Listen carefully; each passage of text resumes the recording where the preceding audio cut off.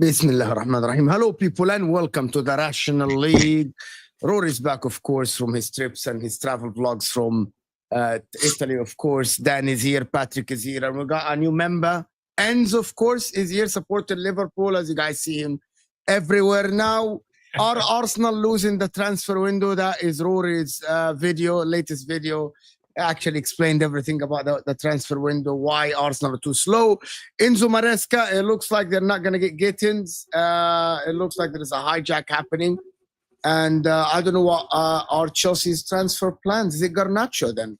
Might be Garnacho to Chelsea or something like that. That would be absolutely hilarious. It looks like Jackson is on his way out.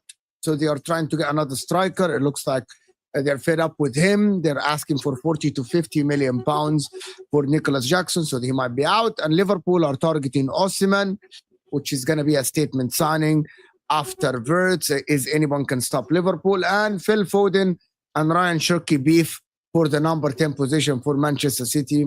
We'll talk about that as well. That's not me. It's Twitter talk. Patrick, that is not Footy Judge Mo talking. Foden and Cherki beef, of course, for the number 10 position. We'll talk about that as well. Hit the like button, people, if you are here. Subscribe to the channel. If you are new, of course, all these guys' channels are going to be in the description, of course, to go and support all these guys. How's everyone doing? All good, man. Good. Man. Nice weather, so all good. Did you swim, Rory? You went to Italy? No. You got wet though. Yeah. Okay, you didn't swim in Positano or Capri or... We didn't go to... No, we only went to Sorrento. Sorrento. It's a nice beach, though. It is a nice beach, but we were exploring the town, and it also, like, you have to pay a lot of money to use the beach. And I just thought, this is nature. I shouldn't have to pay you 50 euros to get into the sea. It is to the beach. Yeah, yes. The whole way down. Like, there's not a single beach that you can get onto for free. And I was like, you're not making 50 euros off me to enter God's, well, not God's, nature's swimming pool. So Yes. I refused on principle. Yeah. There is a background noise come from somebody. I don't know from who. Right? Is it only me or... I can hear it, so I don't think it's me. What sound? I can't hear anything. I can't hear anything, but I'll mute and then let me know. No. There is like someone like background noise. Yeah. It might be. I don't know who. But anyway, it is what it is. Can't hear it. Let's go on to... Okay, I want to start with the Arsenal talk about the transfer window and why it's so strong. People are losing their minds. Yeah, I think it's Patrick. Patrick, I think, yeah. It is Patrick for sure. Wait, is it me? Yeah, when you move Yeah, I think stuff. so. Yeah. Oh, okay, when but you is it move- okay? Is it better now? We'll see. We'll see when we talk. Once you move Wait, things, your mic picks up everything. wait. Bear with me for a minute. Let's do. Oh, I see what the issue is. Give me a minute. All right. Okay. Why are Arsenal so slow in the window though? Does anybody know? Because they're all enjoying their holidays. There's not a rush. The window's only been open a couple of days. Contracts don't end normally till like the end of June. I think come July, Arsenal will kickstart. Yeah, What do you don't mean think... kickstart? Like, Oh, their transfer window. Like they haven't really started yet, have they? They've just got Zubimendi sort of slowly ticking away. yeah. But that's done. So, like, I don't think it's that slow. I think Liverpool have had such a ridiculous start to the window that it kind of has like shifted everyone's perspective of like what a window normally is. Because if you compare Arsenal's window to pretty much every other Premier League team, other than City, and I think the City situation is different because of the Club World Cup, everyone else, like United have done Mateus Cunha. That's one significant signing they needed to do. I don't think Newcastle have really done anything. Villa, Forest, Spurs have signed Tell and Danso, but they were already there. Like, clubs haven't been that active yet. And I think because Zubimendi has happened over such a long period of time, it's viewed differently as to what... If Arsenal had just come out, if last week suddenly out of nowhere, Ornstein was like, Arsenal are signing Zubimendi, and no one had heard anything else, people would be like, oh, that's a good start to the window. So I think because of the way that's happened, it's viewed differently. Now, though, like this week, I think is really important. I think if it starts dragging into July, where players start coming back from their holidays, then I think that basically, if I'm looking at us compared to Liverpool, we're not losing ground on Liverpool right now because players are on holiday. It makes no difference whether a player is signed for Liverpool now or in a week's time. Once players are back for pre-season and those players are training at Liverpool and Arsenal's signings that we want aren't training at Arsenal, that's when you start losing ground. So yeah, I think the next week or two is really important. Do you know what? I agree with the first part and slightly disagree with the second part. I think the first part, you're right. I think the mini window, obviously Liverpool tried to get as much business done as quickly as possible. And I think that's made everyone go, we must act now as well because they're acting. The window's only been open over a week now, maybe just close shy of 2 weeks. I think it is the actual window. So I think now is where most teams are going to actually push. But the point about you don't think you're going to lose ground, I think you probably will, because the longer you leave it, the more expensive players will get as well. And if you're after any of the ones that's in the Club World Cup, they become a bit more expensive, especially when clubs are going, oh, they need this player in this position. They're going to hike their prices up a bit. So I think we've acted quick to make sure everyone's in. So as soon as day one of preseason start, there's no period of where we're waiting for someone to come in negotiations. It's just full foot on the gas. And it's about preseason getting the players actually ready for the first game, which is Palace in the Community Shield, and then we've got Bournemouth at home in the Premier League. So I think you have to start doing things now, I think, for especially Arsenal, because City's pretty much got their job done, unless they're planning to go. Hang on, wasn't Rory's point though? 1 second, mate. Wasn't Rory's point though that it doesn't make a difference if it's now and a week, when preseason won't have started in a week or now? But the point is, if you're thinking they'll be in by the time preseason starts, some deals take longer than before even after preseason, and then they're going to be joining in late. Yeah, but what Rory was saying though was that it doesn't matter if it's until a week's time, because nothing's going to change because preseason won't have started for Arsenal in a week or not. Yeah, and the point I'm making is, if, for an example, you try and sign, I don't know, say they want a striker in, and the deal takes, I don't know, 3-4 weeks. Just to try and get it, because of negotiations and stuff like that, then it will affect them, because they might be doing background work now. I'm saying basically that with the striker, the Gyökeres Sesko situation needs to be solved at the very latest by the end of next week. So we're doing a lot of work on both of them right now. There's a lot of stuff that's coming out in the media that's like, I just think is nonsense, basically. That's like both camps. Ultimately, Arsenal are in the driving seat for these two. For Gyökeres and Sesko, Sporting have to sell Gyökeres this summer. Leipzig have to sell Sesko this summer. And there aren't that many other teams that those players can go to. So I think Arsenal they're not in a rush to get it done. I don't think we need to, like you said, if it drags on, you can end up overpaying because people will be like, Arsenal need a striker so we can jack the price up.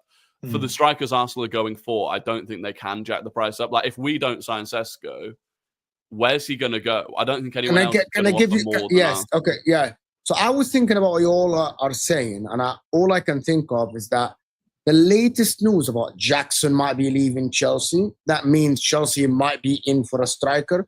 And if Jackson get 40 to 50 million for Jackson, you might enter the market for a striker. And that striker, the striker pool to choose from is very small. It might be a Sesko or it might be a Gyökeres. We don't know. And for the wingers as well, if Chelsea miss out on Gyökeres for 50 million, who says that Chelsea are not going to enter the market for a winger? Might be Rodrygo, Leao, Lookman. And the thing about Liverpool is that we know that today, nobody can sign Gyökeres. Today, nobody can enter the race for Frimpong. Nobody can enter the race for Wirtz because they're Liverpool players today. That means Chelsea cannot come at the end of the window and say, well, maybe I want a striker. I have Champions League. Gyökeres, here is a little bit more assurances than Arsenal that you're going to start. Maybe, I don't know about Rodrygo. I'm not sure that Rodrygo will leave Real Madrid. I think Arsenal would be his preferred destination based on the reports that I'm seeing, right? But what if Rodrygo doesn't go and now you're in for a Lookman and Chelsea swoop in and say, well, now the price go up and now the player has a choice to make. Do I join at Chelsea? I'm not saying that Chelsea is more attractive than Arsenal. Absolutely not at the current moment. But that adds up to the price. That adds up to the wage that you have to pay. That is why nobody can compete with sitting up for Ait-Nouri. So if Arsenal, if anyone wants a left back, Ait-Nouri is off the market. Gyökeres is off the market. That is the reason why maybe if Chelsea finish this Club World Cup, they might turn their attention to the market. Or maybe if Jackson is destined to go now and they make the decision, they might. But by the way, Liverpool as well. We all know that Liverpool want a striker, right? Everyone knows. Yeah. Darwin Núñez is sold tomorrow. Liverpool are entering the market for a striker. Is it Osimhen, Gyökeres, Sesko? It might be.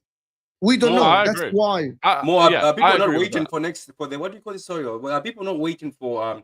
Somebody told me this. I don't know.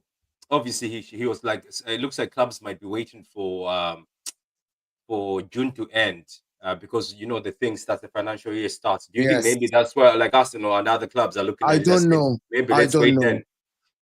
But you know what? I'm going to say something, Roy, before you come in. More sometimes you're very generous. I like you as a guest. Very generous. Did you just say 50 million for Jackson? Yeah, no one's That's what they are asking for. 40 to 50 million pounds. They're asking for 50. That. I don't know, and he's giving them that. That's what they're asking for. But that's where I didn't agree with that part anyway, because if there's a club that's willing to spend 50 million on Nicholas Jackson, surely that club would just go and spend a little bit more and get Victor Gyökeres. Or no, but, so but that's where I think that club might not be able to attract Victor Gyökeres. I'm going to give you an example. West Ham, for example, might spend 40 to 50 million pounds on Jackson. You know, Chelsea sell very well. Why would Jackson leave Chelsea to go to West Ham when he's got? We know that Chelsea can ice anybody because he wouldn't have competition. That's but he'd have to take a pay cut. But Chelsea can force him out. Right. One, I don't think he'd have to take a pay cut because I think West Ham could rival Chelsea in terms of wages because I think Chelsea keep their wages pretty reasonable in terms of where the rest of the Premier League are. Especially if he comes in as a marquee signing at West Ham, they'll be willing to give him more increased wages than the rest of the squad. Also, there's less competition at West Ham. I'm not saying Jackson goes West Ham, by the way. I think it's just an example club. But he could go there for, say, West Ham's budget's like 30 million, and they realise that they could stretch their budget 10, 15 million more and maybe get a Nicholas Jackson. They might believe that's worth then stretching their budget of 30 up to 40, 50 to get a Nicholas Jackson in. Fair. The other thing I was going to say is where Liverpool are definitely ahead is that when you get your main business done this early, they're now in a situation where they can sit back and wait for market opportunities and not. So, for example, Mark Gahey, right? Arsenal supposedly are interested in him. Arsenal can't be focused on getting Mark Gahey when we're still trying to get a striker and a left winger and possibly a right winger. Whereas Liverpool can sit back there and go, okay, let's see how it develops. And if he suddenly becomes available because Crystal Palace would rather get a fee for him, like they can work on that. So yeah, Liverpool getting their business done this early is 100% beneficial to them.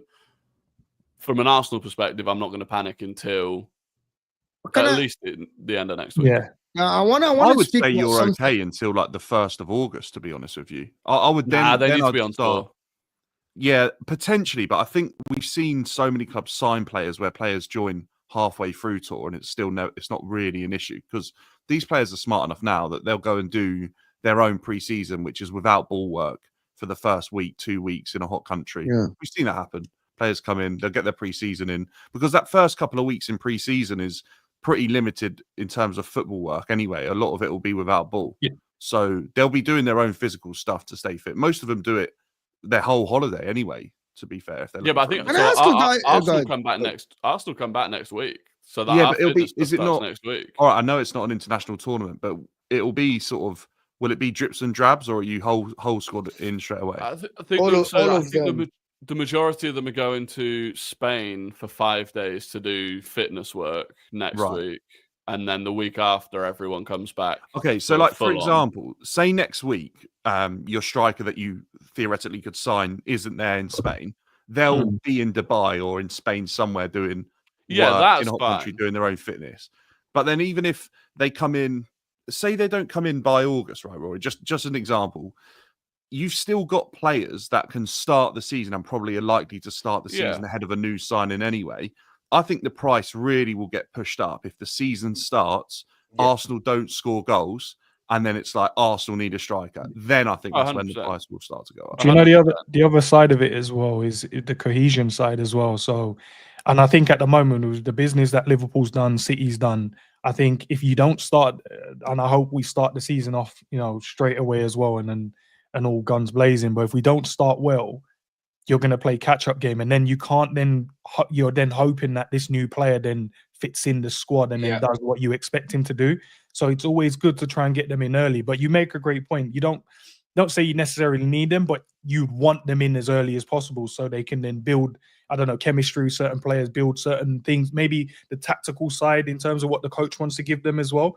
They probably miss a big chunk of that. Then they're playing catch-up, and then the season started. We can't drop points because you know how City can be, and Liverpool to an extent as well. When they start winning, they just keep winning. We've obviously seen that from Arsenal in the last few years as well, where they've done that. But I think next season, I think it's going to be one of those seasons where you have to start quick. And if you start quick in the other one, it's going to, I think they'll struggle to catch up because especially with the type of signings I've seen us do, and obviously City as well.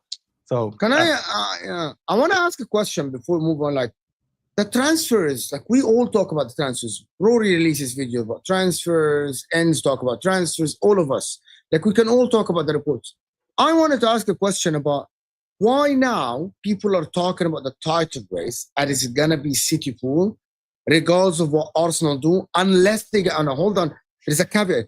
Unless they get Rodrygo. Like I literally asked an Arsenal fan, Saad yesterday, Saad, do you think if you don't get Rodrygo, would you be one of the favorites? He said, no, I think it will be Liverpool and City. I don't think we'll have a chance to win it. As we have forgotten that Arsenal, apart from last season, Arsenal have actually challenged for the season before. And City last season actually literally were worse than Arsenal with the same injuries. But people are assuming that City just going to come back. And no, everyone is saying Arsenal are not going to come back. By the way, I feel in that trap. Like when I'm rating the Arsenal midfield, I said the Arsenal midfield is not, like I rated City ahead, Liverpool ahead, Chelsea ahead. But we're all forgetting that still Arsenal can win a lot of games. You know what I mean? And everyone is just disregarding that Arsenal can go back to the form that they were when they were 93% of the season top of the league, or the season after when they were literally, it went to the last game when City had to win, come back from 2-0 behind to win the game. Am I mistaken? Or 2-1 behind or something like this? No, you're right. It's just that I've noticed this, and I think somebody said it on that panel. I was on a lot of panels last week. Everybody on that panel, right? Whenever they asked, it was different panels, and every time when somebody asked that, why are Arsenal not in the title race? People are like, nah, it's Arsenal. And everybody's just saying that. It's like, okay, so you're telling me that regardless whatever they do, even somebody, even on this channel, remember more, you asked that regardless whatever they do, what if they sign Rodrygo, this and this? People are still saying no. Apparently, they just see Arsenal as a team. No, but these people, the people that say that with Rodrygo and Gyökeres, they're not going to challenge. I think they are no, not logical. That's not logical. Like, there's no argument here to discuss. What I'm thinking is, I think that's it. It's just that people always think, oh, as City and Liverpool are always dangerous there, regardless, just because they're there. And then they look at Arsenal, they try to obviously downplay the fact maybe they haven't done it the 3 times I've tried, haven't gone over the line. But for me personally, I think Arsenal gets a left winger who's competent, who's good enough to complement Saka, and then they get a striker. I'm a bit scared. I don't know about Thomas Partey if he's staying, Roy. I don't know if he's staying, but Zubamende is a baller. I don't know how long it will take him, but I just see that's a solid team. Because let's not forget, this is the same Arsenal who we have been saying they have got a very good defensive setback, the setup at the back. So if they just get the striking force dangerous, I don't know why everybody's doubting, but it's been everyone. I have heard a lot of people just say, "No."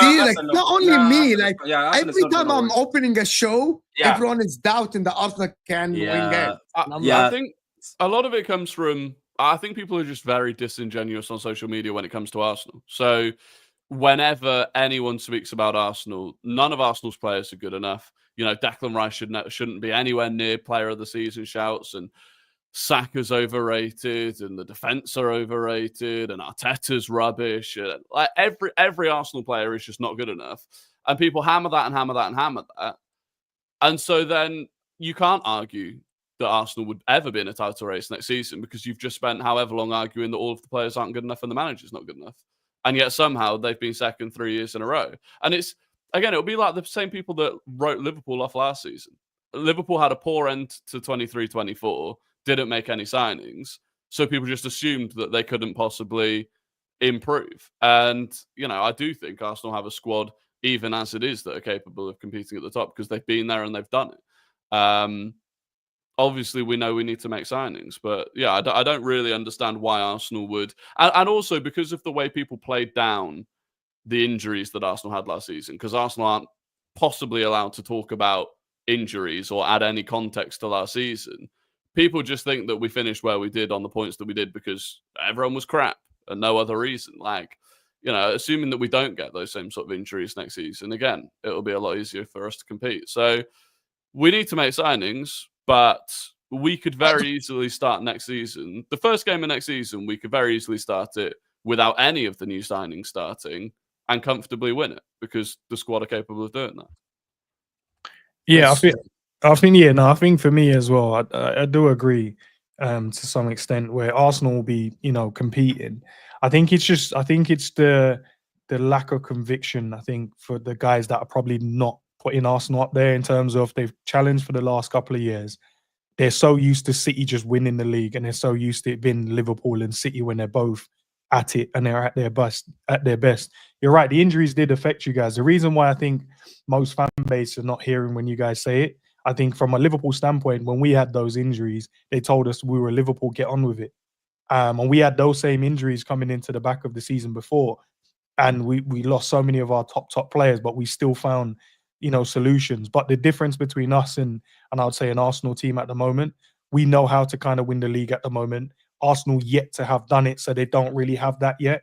And I feel like, yes, signing good players, massively going to help you guys. And I think you guys will challenge. It's just about, can you guys then just cross that finish line for that first time? And I think from there, I think that's when Arsenal would then be unstoppable because they have the defense. They have midfielders that can, you know, that are good. I know Odegaard's one of the players I really like, but he gets a lot of stick because last season he didn't perform. And I get it. But you're getting Zubamendi now. You need a striker, maybe someone over on the left. But you wouldn't know until ends. But you wouldn't know until they actually win it. Like, a lot of people doubt that Arsenal will win it. Liverpool with 9 years or 8 years with Jurgen Klopp have won the league once. Yes, you have won like some FA Cups. You have reached the Champions League finals and everything. But again, like, can Arsenal win the league? Is that is the real question. I know that everyone on the internet, and by the way, I mean it, all the people that downplay Arsenal, I know that everyone knows that they will compete. Everyone. Yeah. even with the current squad. We all know that. The question that keeps bringing up, are they going to win it? Yeah, Like my answer is, there is no guarantees at Arsenal. No one even can guarantee Liverpool to win the league, or City, or anybody to win the league. I think it's based off assumptions, isn't it? Because we won it and we've improved the squad. So you go, right, Liverpool definitely Exactly, up there. yeah. City, you've seen that they've dominated this Premier League. Yeah, for history how matters, long? doesn't it? By the way, History not matters, this yeah. team. History By the way, matters, yeah. can I just tell you guys something? Not this team. No, Not I without, hear it. not No, I without hear it. Kevin De Bruyne, not with Doku, not with Savinho, like they haven't. Not with Kuzanov, not with this Ederson. It's Pep Guardiola. Not with Marmoush. You know what I mean? Not with this Gundogan. Not with Nico Gonzalez. Right? They haven't dominated the league. Not. The people that dominated the league, they were Kevin De Bruyne at his prime, Bernardo Silva at his prime. You know, these are the people that got 100 points were Leroy Sané. You know, there was Gabriel Jesus. There was before that Kun Aguero. It wasn't, there was Fernandinho as well. Yeah, Rodri is better than him. It was John Stones at his best. It wasn't this team. It wasn't. But people assume that this City team is the same as the City team that won the treble and did all of this and that. It's not. It's fear. No. But you have to, but it's part of life. You have to put fear in people. So people still fear this Man City team. We put fear in people so much to the point where, look, even right now, after what you've just said, I keep sitting sometimes and thinking that, okay, we've bought so and so, and every time I do a watch along, I'm still asking questions that this is not my City yet. Do you get it? I'm like, we're not there yet. Exactly. I don't see this, but low key, I'm like, what's still giving me confidence? I still say when somebody asks me, do you think you can win the league? I was like, of course. Maybe it's the fact that we still have Pep Guardiola at the club. Maybe he's still there. Maybe it's the fact that he is there. Maybe if he left, some of the confidence could have gone down the drain. We don't know though how it's gonna go. Like, look at this. When Slot came to Liverpool, I did not think Slot was going to win them anything. I was saying, Arteta, this is your opportunity. It's gonna be an easy slide win for Arsenal. But look what happens. Things just flip. We'll see anyway. You might say that the same thing about City, that maybe this City team is, then you find this same new City team somehow gels. I don't know how long they're going to take. Maybe it's a good advantage that we're playing the Club World Cup, gels and then does well. Or maybe it doesn't go well. And all of a sudden, right now, where people are hyping Liverpool for buying Wirtz, it's the time when, you know, like the time when people are expecting Liverpool and City to compete, you find it's the time when maybe Arsenal will actually do it now. You get it? It'll be surprising. We never know. Or Forest come back again. Who knew about Forest? That Forest were No, Forest Arsenal are gonna definitely come back. compete. Who knew Forest were gonna be in the top 4 for that long? Nobody did. No, So Arsenal are definitely going to compete, man. Like, and I get it, man. For banter and for rival conversations, I get it. You were going to say they're not good, but they are going to compete. As I said, for me, it's just that. For me, that gives me for a Liverpool fan, I've seen my team now do it with the new crop. I've seen it with the crop just gone in terms of last season, just finished. And then we've added to that to make our team a bit better. So that gives me confidence in going, yeah, I can see us going. The thing with Arsenal, I know they will compete, but because I haven't seen that crop of players go and win it, so I'm like, do they have the know-how yet? Do they, when it gets tough, are they going to go and do it? I'm not saying they won't, but will they? I've seen City do it, and I know you just mentioned, Mo, obviously it's different players within it, but they still got that crazy manager that knows how to win. So that's they have Haaland, they have Diaz, they have Ederson, they have Rodri. Rodri's going to be back this season. Silva is the captain. He knows what to do. Let me ask Rory a question then. Let me do this couple of super chats before I ask Rory a question before we move on. I would love Osimhen. Think we move for a striker when Nunes is gone. Yes, Sean. Yeah, that would happen.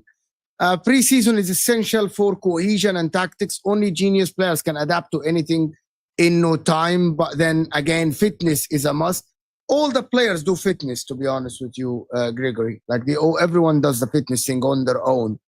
It's not like you can get your fitness coach and do it. It's all about the tactics. And actually, I believe that Arteta's tactics is not as easy to adapt to in each time. That's why maybe Arsenal need seriously. What can Arsenal do to actually guarantee winning the league, Rory? Is there anything that will guarantee, not guarantee, that will make Arsenal first favorites to win the league? First. I think if we bring in Victor Gyökeres and Rodrygo, I don't know. I still don't think we'd be the favourites. Like you said, I think people have massively lowered their expectations of what this Arsenal team's capable of because of last season. I genuinely think because Liverpool won the league and they've done the business that they've done, they will be the favourites going into next season almost regardless. And I don't really care if we're the favourites or not the favourites. And I don't really care if people think we're going to drop off or if we're going to compete. It's largely irrelevant. I didn't think Liverpool were going to compete for the title last season, and they won it. So it's very fair point. Like, everyone said that Liverpool were actually fourth or fifth, and then Liverpool ended up winning the title. Yeah, we don't know, to be honest. But actually, I have to say that Liverpool, if they sign a striker like Osimhen, the pressure will be on them more than the likes of City, to be honest with you, right? Like, if you actually tell me who has the most pressure, yes, Arsenal with a manager that has been 6 years. But if you sign a £100 million player, and if you sign another striker, and you sign 2 fullbacks, and you keep your main players, and you are the title holders, pressure has to be on Liverpool to win the title. I wouldn't say less so about the money spent. I think just because you're the champions, you have to go, and that the pressure is to go and defend your title. I think that's more of the pressure than actually going to spend the money to get players. You're going to have to buy players. You're going to have to go and get the best players, and the best players cost a lot of money. And if you want to improve your team, that's what you have to do. But I think it's more so just because we're champions. I think that's where the pressure comes, less so than the money. But let me ask you something, guys. Just to get, what if Arsenal don't get Rodrygo? What are the expectations? Like, is the pressure still on Arsenal to win the league? What if Arsenal don't get Rodrygo? And Rodrygo says, "I'm staying at Real Madrid." I think some of Arsenal to win the league. I think some of the fan base, some of the fan base. So look, in the fan base, there's always different people. I'm telling you, regardless, some of the fan base will still push it. Some of the fan base will still want that trophy, and some of the fan base will be like, "This is okay." To be honest with you, let me say banter aside. Banter aside or pressure aside or putting this aside. I went back right in history and looked at where Arsenal were. I went back to that banter era. We called it the banter era, where everyone was laughing at them. There's actually been an improvement more. It's just that I think people are just ruthless. Even rivals, we're just ruthless, and there's certain people who just don't want to accept that. Okay, Arteta, a guy who you're calling the tower boy for Pep, when he went to Arsenal, people were like, this guy's the tower boy. What is he going to do? He actually has moved Arsenal into a team that can be feared. There was a point in time nobody feared Arsenal. There was a point in time when I'm going to the Emirates, I didn't care. I was like, that's our second home. De Bruyne is going to dunk on them. Now every team fears them, doesn't want to take them. But thing is, pressure is still going to be there because people still want trophies. People say that, oh yeah, you've been here for so long. Here's another window. Even if he doesn't get Rodrygo, I bet Roy, there's going to be people in fan base saying, why didn't you get Rodrygo?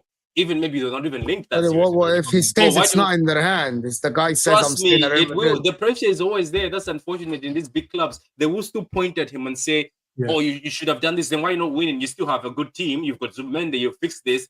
But who cares? Do it. The pressure is there regardless. That's why when these small managers, I wouldn't call them small, or these managers from small clubs sometimes end up in a big club. They were playing very good football. They go to a big club. People are like, where's that football you were playing? Why is he changing? Why is he like this? Why is he not as good? We're talking about Graham Potter going to us to Chelsea. Everybody thought Graham Potter is going to do that good football. Look at him under pressure for short. So I don't know. The pressure will be there for us because they are a big club and people will be like, we expect you to continue competing. But it'll be unfair because I think they need to strengthen because look at what Liverpool have done. Have you said they kept Mo Salah, kept Van Dijk, and they brought Wirtz. Wirtz is a big statement. They went and got Limpong, which majority of the people are looking for. Gyökeres, everybody was looking for. And if they get a striker, they'll be far off. So if Arsenal just say, "Oh, Zubimendi is enough with the Zubimendi and the striker is enough," I don't think it's going to be because they've been crying desperately for a left winger, and also they've been crying for a backup for Saka. Can I ask something to Roy before I forget this? I've been trying to ask you this. This is what I feel as when I'm watching Arsenal. I think you need a 10. I think you need just another type of 10 or creative midfielder. I think, yes, Odegaard is good, he's cold, and if I had the opportunity to take my seat, I would. But I'm saying, don't you think you also need a backup for Odegaard? Because every time Odegaard is not there, I always ask a question. I was like, so who is the creative guy here? Yeah. Well, this is the thing. I think Zubimendi coming in should allow Odegaard to get a lot further forward because Odegaard shouldn't be dropping deep to build up the play anymore now that we've got Zubimendi. So that should allow him to thrive more in an attacking sense. And then Nwaneri should be then the backup for Odegaard. And this is where we need to get to Saka backup because I don't want Nwaneri to be covering for Saka and Erdegaard. Like, I don't think one player can be the cover for both of them. So yeah, it should be Nwaneri coming through. Obviously, Max Dowman's even younger coming through, but has the potential. But yeah, I think the right winger is a backup for Saka. But a backup for Saka is so difficult. It's like trying to get a backup for Salah. It's like finding someone that's a high enough level that you'd be okay relying on them, but they're that higher level, but still willing to walk into a team where they know that they're not going to start because if Saka's fit, like it's a difficult one to solve. But back to what Mo was saying about the Rodrygo, is the pressure going to be on? I think if we sign Rodrygo, the pressure is on Arteta at that point. Like, you can't, there's not really a single part of the squad you can look at and go, that's a weakness. That's why you're not able to compete. If you've brought in Zubimendi, you've brought in Rodrygo, and you brought in the striker. Like, at that point, there really is kind of no element of the squad.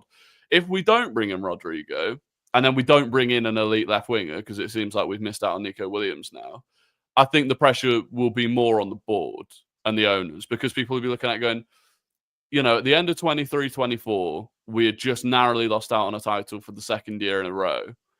We wanted a striker and a left winger because we know we were in the market for Nico Williams last summer and Sesko last summer. We didn't get either of them, and then we fell away again. Whereas you look at Liverpool, who actually have been viewed as a team that maybe don't invest enough. They've won the league, and they've gone and spent, 200 million near enough already. Like, that's the difference. So I think at that point, then the pressure is on the owners more than Arteta. But there is going to be pressure on, no matter what happens. If we sign no one between now and the end of the window, there is still going to be a huge amount of pressure on Arsenal to win a trophy next season. When do you think then the pressure will go on to the manager himself? Because I've got a few Arsenal mates, and I always have the conversation with, like, when is enough in terms of if he can't cross that finishing line. I know obviously a lot of them tend to blame the board and then players within the squad and injuries, and I get that it's obviously a part of football. But when is enough if he doesn't win a trophy next season? Do you change, or do you still stick with him because you've now improved where we were saying earlier that Arsenal have definitely improved from where they were maybe like 5 years ago, 6 years ago? They're definitely a way better team now. Do you stick with that and then go, do you know what? It will happen. We just have to give it time. Yeah, I mean, I still think the context is important. Like, say next season we run up 98 points and lose to you or City, and you get 99, and we get to a Champions League final. I think you'd still be in a position where you go, are you going to improve by sacking Arteta?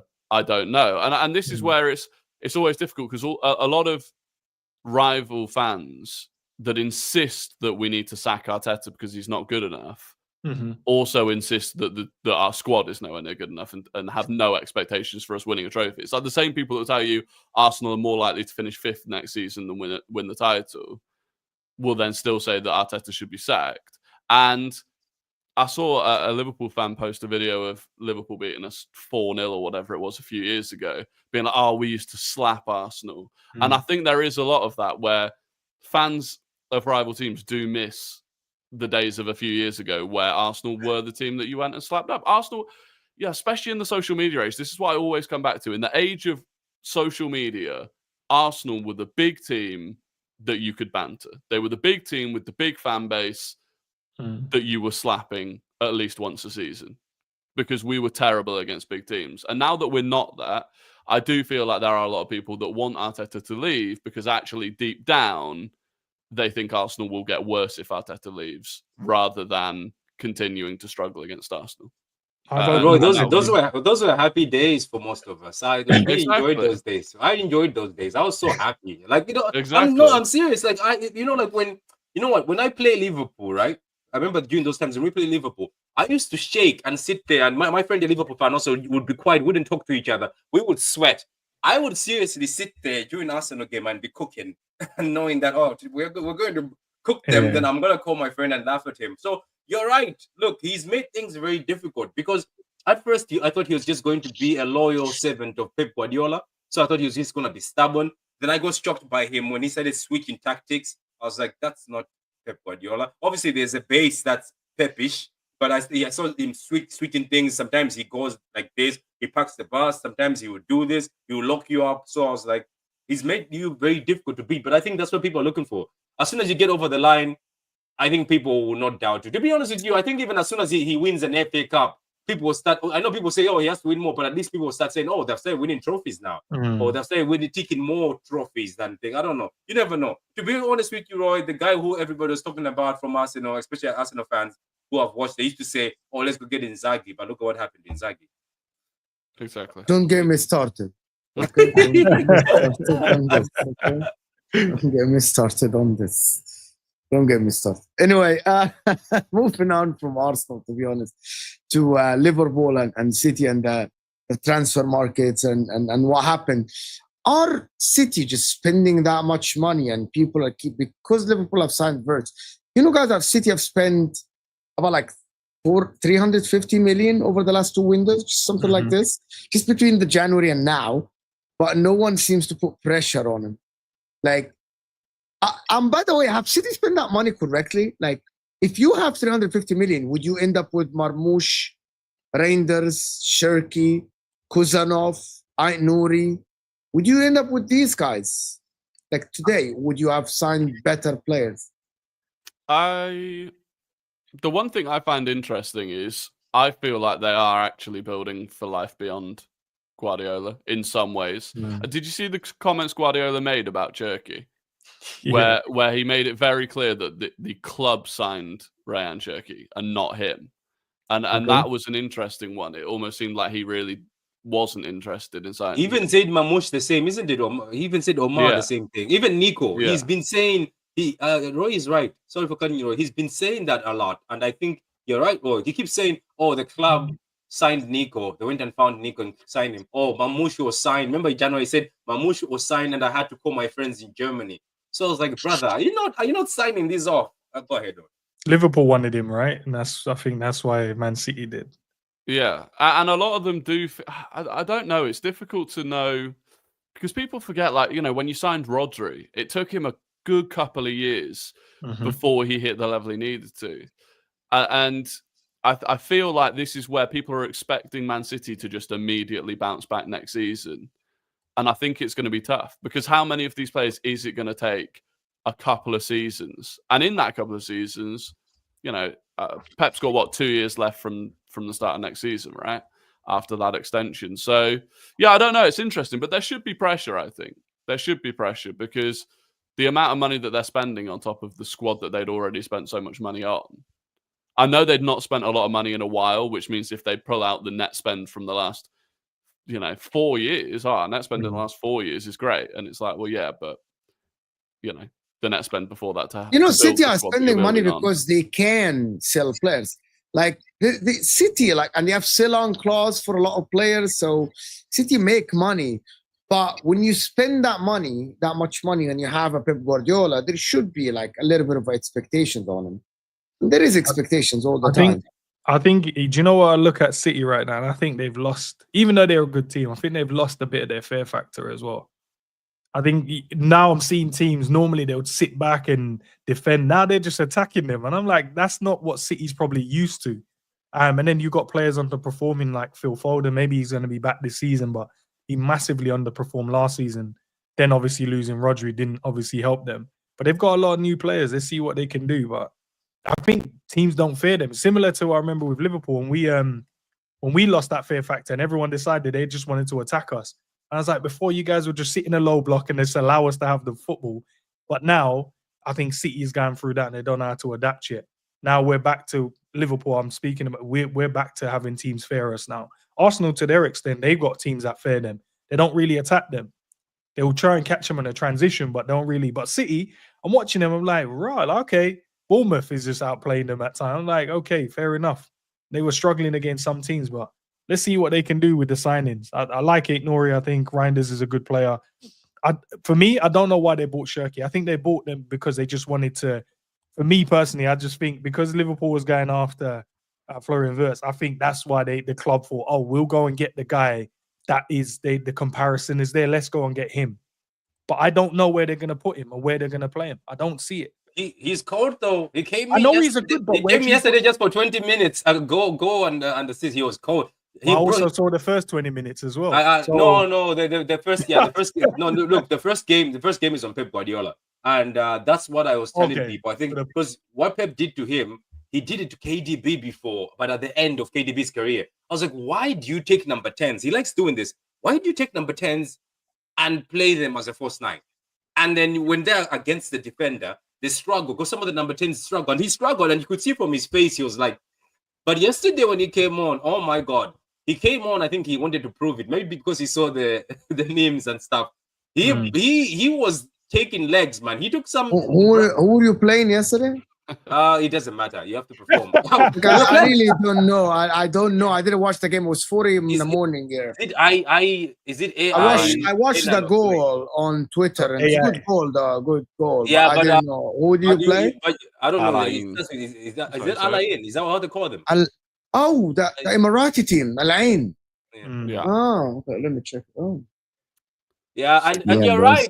And you're right. You know, this fear factor, City don't have it anymore. I saw this team yesterday trying to outplay us, and then I think they saw that. No, let's get back. They all go back. But I'm saying I think he's a good player, and I think play him as a number 10. Let him be free. He looks happy. But if Pep starts these things where it tries to put you as a false 9, as a 10, no. The funny thing is, I really want to see where it's going to fit in with both him and Foden in the team. That's all I'm waiting to see. Can I tell you something for real, guys? Like, I actually think if Phil Foden doesn't go to his best, City will not win the league. But Foden, he makes a difference. Do you know why it makes a difference for me? Like, City always won the league when KDB was playing out of his skin. Like, even the year when Phil Foden won Player of the Season, yes, City were winning games in the beginning of the season, but City started this magnificent run that rivaled Arsenal and made Arsenal lose the league as well when KDB came back. Now, they won every game. At the end, they only drew one game that time, if I'm not mistaken. Now, it has to be Ryan Cherki replicating Foden or Kevin De Bruyne or Foden going back to his best. Can Cherki actually be the Kevin De Bruyne replacement? There's a lot of people saying he might not be. You know what I mean?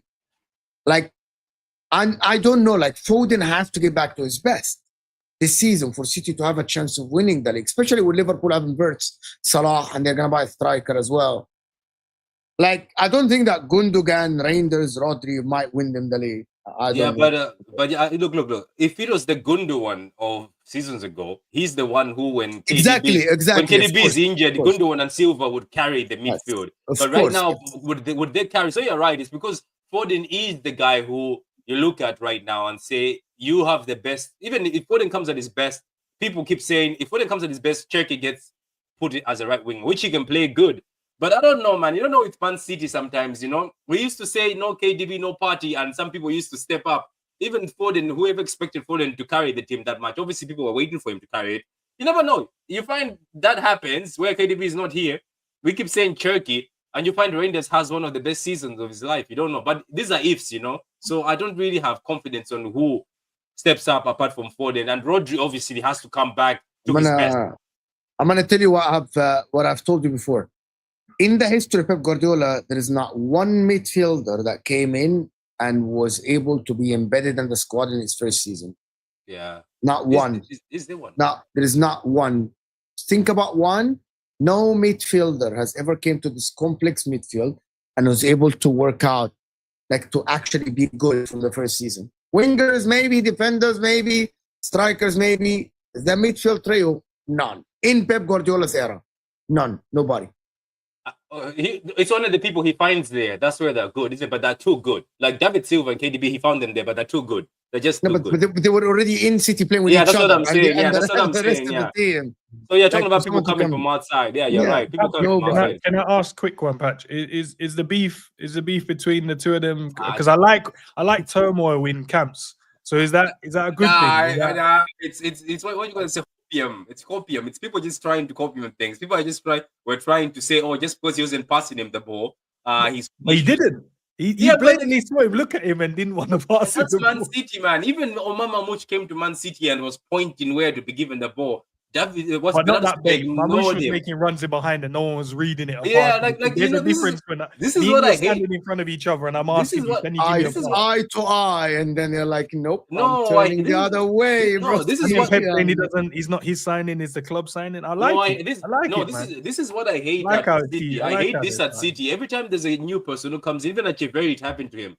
They come with ambition and heart, you know, and say, "Give me the ball." Even at Cheveri was like, "Give me the ball." They don't give you the ball. I don't know if it's a new player thing. Even I don't think that is Pep's football. Pep doesn't do this brand of football often, and he has to change actually his Cherokee to actually suit that Pep Guardiola way of playing football. Guys, listen to Luke and then hit that like button. We still have 700 people in the house.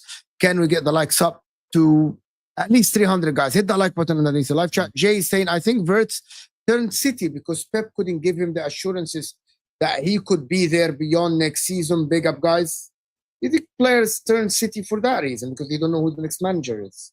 Apparently, that's a rumor that's coming out. That's one of the reasons. He had a lot of reasons, but that's one of the reasons. But look, at the end of the day, I'm smearing a bit of bullshit on that. I was like, okay, if you want to go to the team, you're going to the team. If they started talking to you from the beginning, you saw in the media. Why should Pep start saying, "I'm going to stay here for you"? Pep usually said after 2 years, I'm retiring for a while, or maybe I'll go into international scenes after a while. So look, people I think just have to accept the fact that okay, he went to Liverpool. Maybe Liverpool sold him the better dream. Maybe Liverpool could have coughed up this more than us. Just accept the fact that it happened. It's just that obviously people are shocked that it's Liverpool because we keep saying this, even everybody keeps saying it, that Cherokee is a type of player that shows up at Liverpool and we're like, wow, Liverpool have done a 30 million deal for Cherokee. Well done. And then City ends up, or like City or Chelsea are the ones who end up with these big amount players like Wirtz. Do you get my point? Cherokee is sort of like a Liverpool sign, and we always admire them. That how did they get that guy for 30? Maybe Liverpool are moving different. Liverpool are targeting the big names now. More ambition now, yeah. Like always had Liverpool the ambition, negotiated. Liverpool negotiated Noor, and then they said, "Oh no, we think Gyökeres is better. The better fullback, so we're signing Gyökeres." Have you noticed there's the opposite at the City side? They're saying City negotiated with Gyökeres and say that no, he's better. It's just basically Liverpool got their first targets, and City didn't. To be honest with you. Because we went for Gyökeres, and I think that's where you guys went for Inori, because Gyökeres turned you guys down from the reports. And I don't know what to believe in terms of the. You can't believe, isn't it? You go to the City side, they're like, "Oh, City wanted Inori because obviously they looked at him as." Do you know what it is? Because under Jurgen Klopp, we would never buy in players like a Florian Wirtz. Would buy the ones that they haven't really got a name yet, but they're close to having a name, and we'll just help develop them and then get them better. So even with watching, the negotiations with Florian Wirtz, I'm like, we're not. At first, I'm like, we're not going to get him because it doesn't make sense. That's not the way that I've seen my club move in the last, say, 10 years. But as Mo just said, man, Liverpool are changing, man. I don't like what you just said, Patrick, about ambition because we've always had that. But I like the way we're moving now. We're now going out there and going, yeah, we want the best players in our team. We don't want the up-and-comers. We want the ready-made now. Yeah, what I was meaning by that word is like not in an insult way. It's just the fact that the time when you let's say you lose somebody, like it's always like I've never just seen Liverpool say, okay, it was even the time when you went after Caicedo, I was shocked. I was like, they're really going 100. But I was just Liverpool to me always goes for these deals like, okay, you go Mo Salah for this amount, you go money for this amount. It's never Liverpool come out in the media and say they're blocking the trust. Yeah. But I remember there's a time you tried. I remember the time when you bought these players. Remember Andy Carroll and them? You just tried to stock it. It didn't work. Then I think you stayed away from buying these guys who are just like looking like. I think that's like a bit of a misconception with Liverpool. Like they went out and bought the most expensive keeper in the world. They went out and bought the most expensive, or in the Premier League, the most expensive centre back in the Premier League. They went and spent 80 million on Darwin Nunez, 70 million on Dominic Szoboszlai. Like they have spent significant amounts of money. I think not as much. I think the one that always like kind of not ruins it, but alters people's perception is Man United. Man United at the same time were just had so many like big signings that were terrible. But I do think like Liverpool have shown ambition with big significant signings. But you think they're the wrong signings? You know what? I think like Darwin Nunez, Keita. I'm just getting Darwin Nunez, Keita, Diaz, Gakpo. He actually signed a lot of But players. to be fair, though, Mo, and Rory, you're not wrong in terms of what you said. We went after the players, but we did that change because Kepa was the most expensive transfer after that, even after Alisson. Maguire was the most expensive centre back after Virgil. So even though we went out there and tried to get the most expensive players at the time because we had to overpay for them at times, other teams definitely beat us. So when the grand scheme of things, we just bought them for the price that they were valued at. Other teams have went out there and spent way more. Maguire for what? 80 odd million. You've seen what's happened to him. Kepa has now gone to Arsenal for 5 million, and he's the most expensive keeper in the Premier League. No, I'm not saying. Yeah, and the difference was the Liverpool got those signings right. If you look at how the main ones in the long term, how good the value of Alisson and Van Dijk particularly were. But my point was that Liverpool haven't been afraid to go and get effectively the best player on the market that they think is available. And even when if it was a Naby Keita, like Naby Keita was very highly rated when Liverpool bought him. So I just think it's a bit of a Liverpool don't only go for these kind of slightly rough at the edges, unpolished players that they can get as a bargain. They've done a few of those, but they are also willing to go out and get. I actually think that is it just the name Wirtz maybe more? Maybe it's just the name Wirtz. No, it's maybe the name. Yeah. I think the two signings that made the difference, that might have shaped the Premier League, just to be honest, is the Darwin Núñez signing for Liverpool. Imagine if Liverpool went after Haaland instead of Darwin Núñez, and they did the groundwork for Haaland. Or imagine if they got another striker, and imagine if they got Julian Alvarez from the beginning from South America and molded him to be a player there. I think that one, because I believe that Liverpool, one of the reasons why Liverpool fell off and lost the league is because of the striker, because he missed a lot of chances in the last season, especially. Of course, for Arsenal, I think it's the Kai Havertz and not investing in a striker and then spending the money on Kai Havertz. I think that these two ones. But the Van Dijk, I think it's one of the best signings ever made in the Premier League, ever. It's equivalent to Ray Ferdinand from Man United from Leeds at that time. Alisson from Roma is one of the best signings ever for Liverpool to make. Ronald McAllister, one of the cheapest signings. For example, Arsenal, Saliba, Gabriel, there is a Timber signing. It's a very good signing. But again, it takes one signing wrong as a starter, and then your team might lose on the title or might lose on a title. It takes one signing. That's why Liverpool now are looking for a striker just 2 years after signing a striker, 3 years, because it failed. Darwin Núñez experiment failed from Portugal. At that time, I will say that it wasn't wrong. Because remember, Darwin Núñez came on from a 30. That's what people misunderstand sometimes. At that time, Darwin Núñez was a hot prospect. 30 goals that season, scoring goals in the Champions League. They reached quarterfinals, if I'm not mistaken, with Benfica. And he was like a hot prospect. The fact that he didn't work at Liverpool, that's a different story. Same for Arsenal if they sign Gyökeres. If Arsenal can't sign Gyökeres and it doesn't work, I can't say that signing is wrong because Gyökeres is a successful striker today. It's not that Arsenal are going signing someone from a championship and taking a gamble on him. Reinders, for example, is a successful player at AC Milan. He's a very good player. Marmoush, one of the best players in the Bundesliga at that time. The Darwin Núñez signing has genuinely done like generational damage to the Portuguese league. I swear to God, like when it comes to Victor, honestly, when everybody's pointing at him. The only concern they basically have is Darwin Núñez. Like, what if it's another Darwin? Why Núñez? you don't want to sign Victor Gyökeres, Darwin Núñez? That's your answer. Yeah, it's insane. Yo, can I say something also on Liverpool? I think also Liverpool, Roy has just opened up something in my head. I think Liverpool are also good at hiding their flops.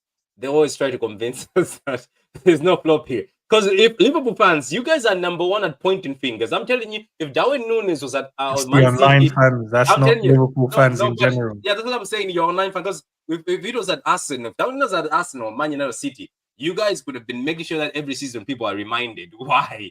But Liverpool fans have done that. It's just gone, and Liverpool fans have done it to themselves. You've just gone down. You've just gone down the road. I But you know what? disagree. Gakpo, I don't think is a bad signing. I don't know why people keep adding him in bad signings. Gakpo, I don't put him as a bad signing. No, I disagree, Patrick. Man, Liverpool fans. I've even had to try and convince them otherwise. Crazy on me anyway. But I just don't like disrespect on players in general. So you've But done the Eminem thing. I've where been you trying to trademark. fight. I don't like when it's gone too far one way, so I try and bring the scale back the other way. But nah, 100%, bro. The Liverpool fans have been cooking Darwin from second season. Like we've been getting onto him. The fans have been getting onto him that he's not good enough. He's missed too many chances. Even when I tried to fight the case of, well, he did score 30 odd goals and he did do this and he got this amount of assists. They don't care. He had too many missed chances. How much are you gonna get for him though? I think we'll get a decent amount. This is the thing, right? Even though we might not rate them as players or rate him as a player, coaches out there will probably see the benefit of having a player like him in the team and pay what Liverpool are asking for. I'm not saying we're going to get 100 plus. We're not going to get What are you asking for? I think we'll get around 60 to 70. I think you can get for him. And I know it sounds crazy, but hold on, 60, 70 what? You heard what I said. I think we can get that for him. Only Saudi Arabia. We'll see. You're not serious.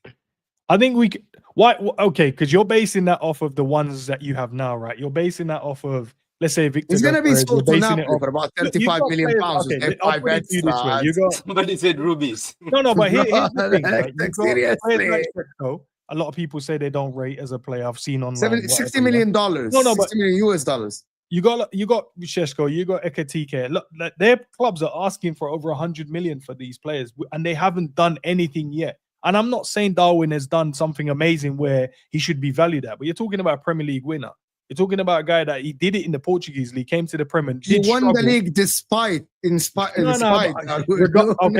regardless, that's still tax. You're still going to add that on the tax of the player. Look, we got. Put it to you this way: we've got 35 million for Joel Kwanzaa, right? He hasn't done anything. He's young and upcoming defender. That's what I'm saying. It don't matter what we think. Darwin Núñez is a failed Uruguayan striker from the Portuguese league. We'll revisit. I'm defining Darwin Núñez in the dictionary in Wikipedia. Right, this is what should be written. He's a failed Uruguayan striker that came with a big hype from the Portuguese league that hindered Liverpool, and finally Liverpool have won the title despite him being there. You would pay 30 to 35 million. I disagree, because he played his part when we needed a win. He got us the win. So you say despite it, probably didn't score the goals you expect, but he played his part. You're trying to put in negotiations in him, man. If you get 50, none of me, Rocky, or Patrick are actually on the negotiations table to actually sign. If the fans keep shouting about he's rubbish, we're not going to get no money. Just keep saying he's good. Just keep saying, look, you're going to get a good player. You see, that's what you're trying to do. You're trying to say, okay, this thing can be good. I'm telling you this, even for Jackson or him, them two, for you to get 50, because man, I'm not paying 50 for somebody who's going to miss 7 goals and score 1 chance after weeks and weeks of playing. Nah. Darwin Núñez right now, like, to be honest with you, I rated him. I actually wanted him if we failed Haaland. That's how good he was that time. That's how I was looking at him. We sold Solanke for 20 odd million when he played like 6 games for You're not going to put people's pants down anymore. I'm telling you, this is what we did. This is Liverpool. I know you did it before. You even sold that guy. What's that guy? That academy kid? No, I think you're going to get like a maximum 40 million pounds for him. 40 million pounds. They're asking for our players. We've got. This is what I'm trying to say. I'm not saying this is what his value. I'm just saying what I believe clubs would pay for it. I actually think that you're going to get him off to Napoli and you're going to get Osimhen. I actually think that is what's going to happen. You're going to pay you're going to pay the 15 million pounds difference, and then you're going to get Osimhen.